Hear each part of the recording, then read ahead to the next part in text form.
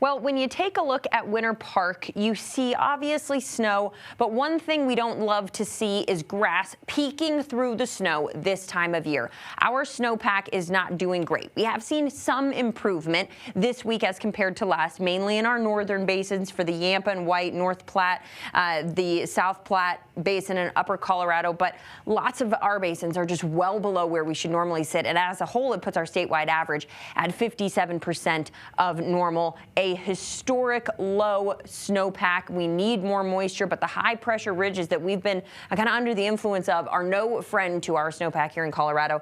They cause a lot of warming, drying conditions, and they block out any of that moisture that the Pacific gets this time of year and pushes it around us. Now, we are talking about some changes heading into the first days of the new year for the high country. As our mountain snowmaker moves in, we are able to see some of that Pacific moisture make its way into Colorado, which will be a welcome change for us here. But until then, we're going to be dealing with a lot of this. Very sunny, very quiet, very dry weather across the state. This morning, it was cool. Heading out this afternoon, it is going to be warmer than normal. Yesterday, Denver made it to 39 degrees, so not quite as warm, but we were looking at a lot of sunshine. We're going to carry the sunshine today, and our temperatures are going to climb a little bit. 53 forecast high at the airport today. More mid-50s as you head out east, jumping up into the high country today, 30s and 40s. Looking at Lake City today, about 50. Pagosa Springs getting to 50. Vail 46. So warmer in the mountains for this afternoon as well. Then tonight, clear, quiet. 28 in Denver, 26 in down at the airport. A normal overnight low is about 18 degrees. So we're about 10 degrees warmer than our average overnight low. And tomorrow we're headed in for an even warmer day. Temperatures getting into the low 60s, mostly sunny sky, much warmer than normal to end the year. So we talk about that big ridge of high pressure, but look at the moisture that we're going to see move in. It's great news because we are going to start to filter that some of that moisture into Colorado, hitting our mountains first early Thursday morning.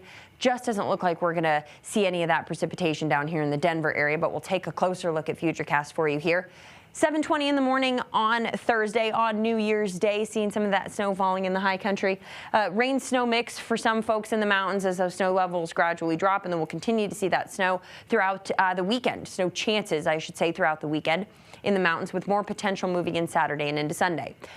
Totals show just what the trend, I should say, that we're looking at with more of our accumulating snow north of I-70. We are still anticipating accumulating snow across the board, so that is good news for the high country. Hopefully helping out that snowpack, just adding to what we saw last weekend. Denver area, it's a different story. It's sunny, it's dry, and it is very, very mild. We're talking temps in the upper 50s, low 60s as we begin the first couple of days of the new year. And taking a look at that New Year's Eve forecast, if you're headed out to ring in the new year with the midnight hour, 45 degrees by 6 p.m. is really not terrible. It gets a little cold by midnight, but 38 degrees with partly cloudy sky to take you into 2026.